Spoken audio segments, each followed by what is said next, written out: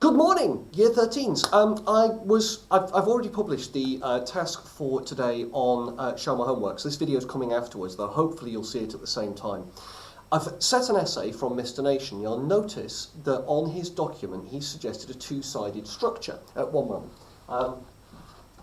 So what he suggested is that you sort of do conservative strengths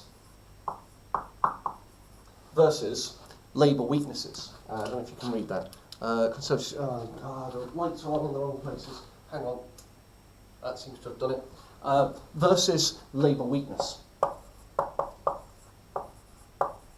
And he suggested one of the weaknesses, can you read that? Probably. One of the weaknesses for Labour is something called militant, which is a sort of faction within Labour that we didn't talk about last year. And there's a reason for that, in that it's important, it shows division. Can you read that? Is that easier? A little bit better. It's important in terms of division, but it's not the be-all and end-all of why Labour lose elections from 1979 right the way through to 1992, mainly because militant didn't really exist after a certain point, and before a certain point wasn't terribly powerful. I mean, it had popular backing within the party and through the party structures, but it's not a huge deal. So that's one way of doing things, and I've included the document that Mr. Nation included explaining who militant were, if you want to follow that. There's nothing wrong with that, it will absolutely work. But you'll remember that I've been focusing on a slightly different structure when it comes to essays. I've been suggesting that you do a sort of thematic structure the same way you do in Russia. Now there's a reason for that. The Russian essay where you do a series of themes is arguably more sophisticated, and I figured that if you followed that pattern everywhere, it would be easier to write essays. So I've been suggesting a 3 or 4 paragraph structure.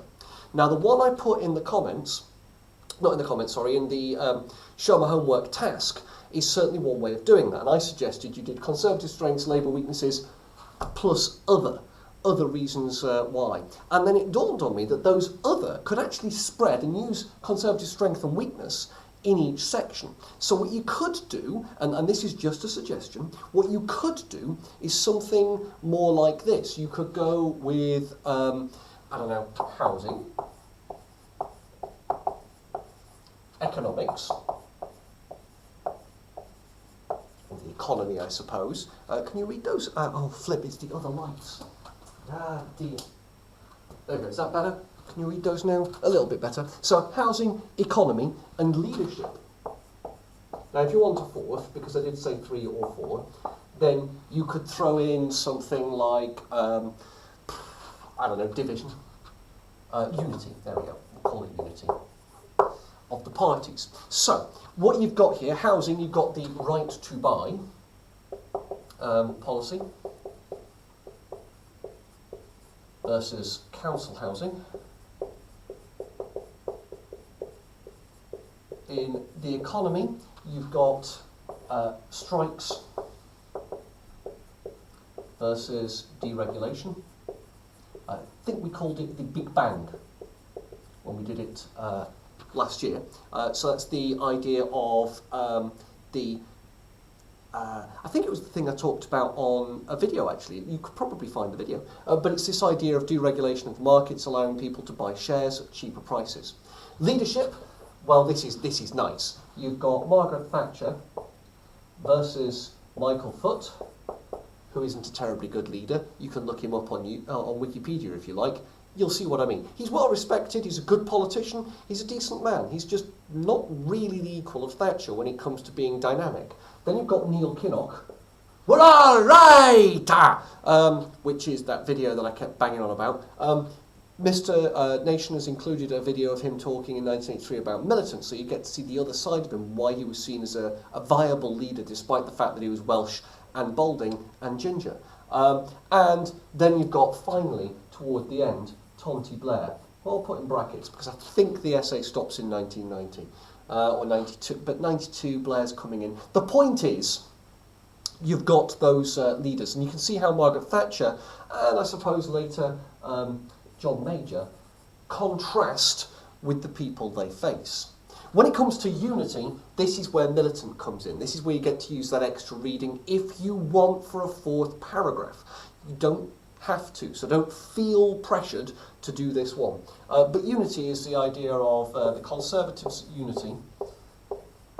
So you can bring in someone like, what's his name? It's gone from my head. Michael Heseltine and Westland. He stormed out of a cabinet meeting, but it's worth pointing out he was the only major defection until the very end of Thatcher's premiership. So 1990, you've got the defenestration of Thatcher. And that shows a lack of unity, but it was done because Thatcher was becoming unpopular. I'll stand on the other side so you can actually see that. It was done because Thatcher was becoming unpopular, not because of any large rifts within the party. And you've got that versus what's going on in Labour with militant that Mr. Nation was mentioning. So you can use unity as a separate paragraph. I would suggest, rather than doing a simple two-sided essay, which works, by the way, but in aid of practicing for Russia and practicing for future essays. When you go to university, you don't do two-sided essays. You do this more sophisticated approach. Sorry, I should get out of the way, shouldn't I? You do this more sophisticated approach because that's how a university essay works. You've got your 4 paragraphs down here, and each paragraph will have the Conservative strengths versus the Labour weakness within it. Each paragraph will be split in twain. There will be this is one side, the Conservative strengths versus the Labour weakness. This is Conservative strengths versus Labour weakness. Which is more important in maintaining Conservative dominance in this period? And that would be how you do it.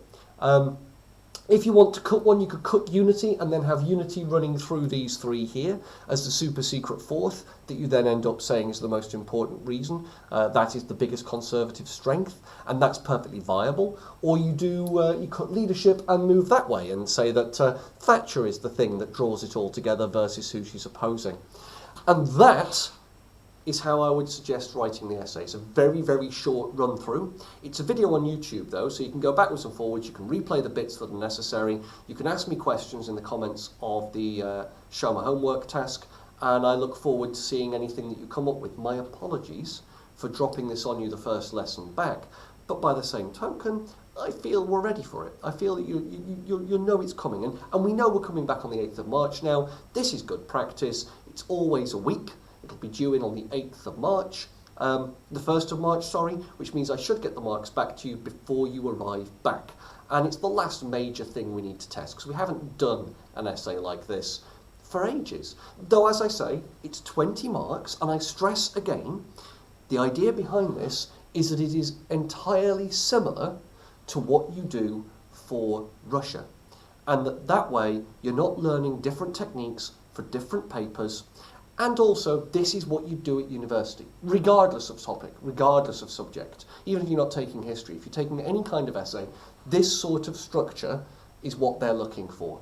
So, with that in mind, that's why I'm pushing this structure. You can just do the 2 sides. If you just want to practice for the exam, and you just want to get the marks, and you just want to prove you can do it, then do the 2 sides. I would suggest this, and I would strongly push it, because I think it's better long term. But I'm aware how you guys feel, and some of you just need that confidence boost to know you can do something, so take the simple option. It's why it's there, it's why it's been mentioned, it's why you've been given the support. Good luck, get in contact if you need any help whatsoever, and I'll do my level best to provide it. Thank you all very much. Apologies for the weird whiteboard lesson, but hopefully that's been useful to you. I'll see you around.